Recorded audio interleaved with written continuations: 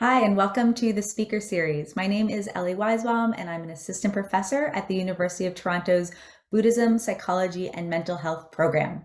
What you're about to watch is an excerpt from my course, Buddhist Perspectives on Current Social Issues, where we invited a series of international guest lecturers to share their perspective on how mindfulness and compassion can inform our approaches to current social issues, both at an individual and systemic level.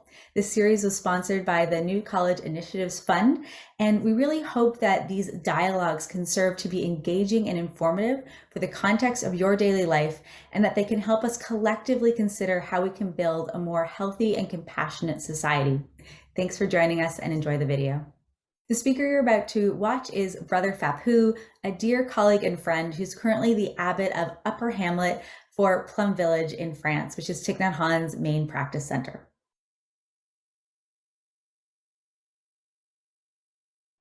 I think mindfulness now is very it's I can say it's very sexy. Like people like to have mindfulness in their credentials when they introduce themselves for a job or and fair enough, it can be a wonderful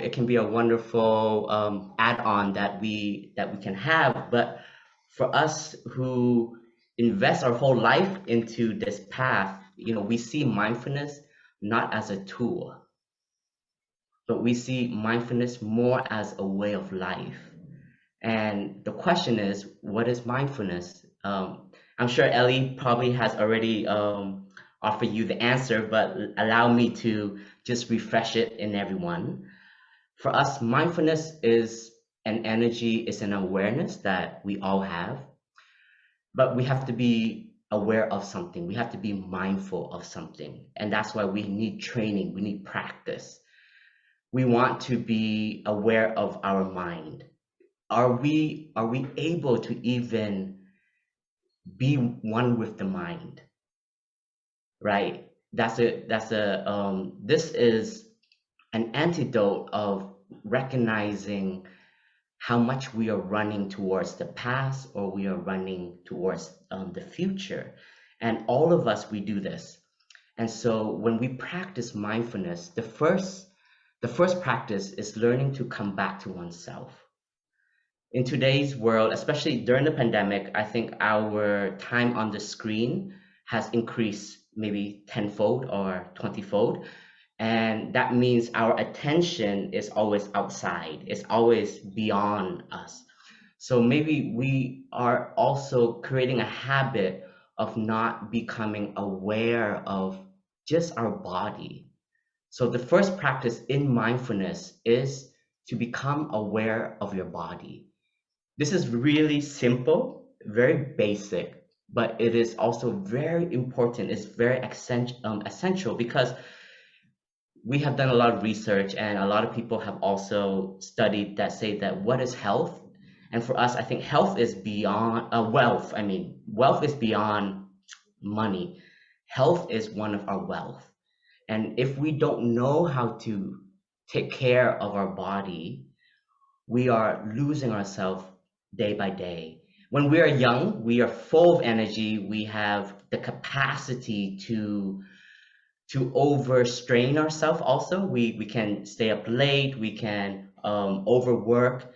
And normally we only experience illness and recognize that our body needs care and attention is when we suffer in the body. And that may come in a form of a burnout or overstress, a lot of tension. And I think each and every one of us, we have experienced this. So that's why for us, we see practicing mindfulness, first of all, is to learn to become aware of oneself. And to start with oneself, we have to become aware of our body. So I want to just guide all of us a little bit right now. So the way we do things in Plum Village is everything needs to be applied right away. So it's not just a lecture for you to grasp in the mind, but to experience it right away. So I think it's very crucial for us to have this opportunity together, especially with a monk. So I just want us to sit relaxingly. If we can have our 2 feet on the ground, flat on the ground, our body, our upper body, not rigid, but not leaning on the chair, just allowing us to be upright, center, our head, our neck, and our back aligned. And we can imagine like there's a string on the tip of our head, and there's a center in our core. And in this moment, become aware of your shoulders. If there's any tension, you can wiggle, move your shoulders up and down, and just allow your body to ease. Rest your hands, allow your two palms to just gently be placed on your thighs. Our fingers these days are more active on the phones than ever, than any generations. So even our palms can have a lot of tension. So in this very moment, just allow yourself, allow your body to be centered and to ease into this relaxation. And in this very moment, it may be helpful if you want to close your eyes and just listen to my voice. And just become aware of your in-breath. As I breathe in, I identify this is my in-breath. As I breathe out, I identify this is my out-breath. In-breath, out-breath. Breathing in, this is in-breath. Breathing out, this is out-breath. If your breath is long, allow it to be long. If your breath is short, allow it to be short. Just become aware of the breath. You're always breathing because you are alive, you are always breathing. But in this very moment, just identify it.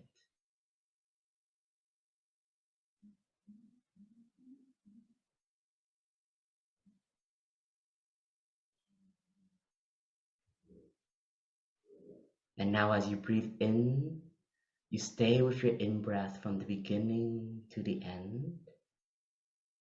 And as you breathe out, you dwell with your out-breath from the beginning to the end.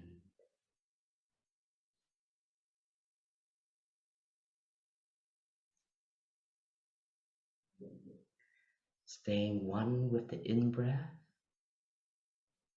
staying one with the out-breath.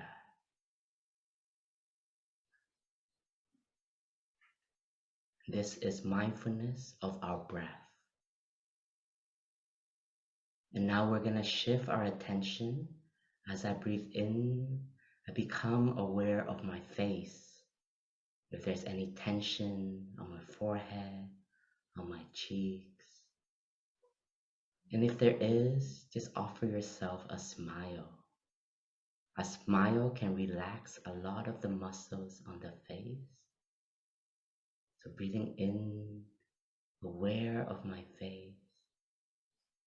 Breathing out, I smile. I smile to myself, not for anyone. As I breathe in, I bring my attention to my upper body. As I breathe out, I release any tension that is present. I relax my whole upper body.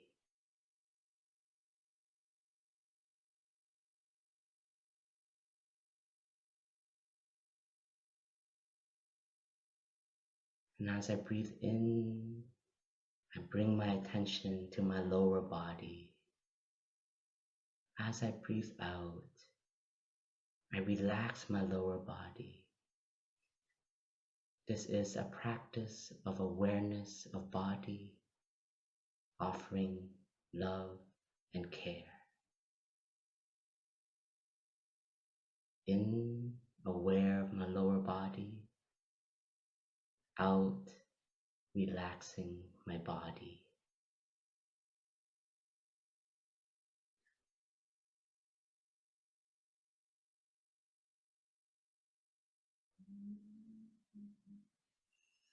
Wow, thank you everyone. I hope I didn't put anyone to sleep. And if I did, that means you're really tired and you need to rest.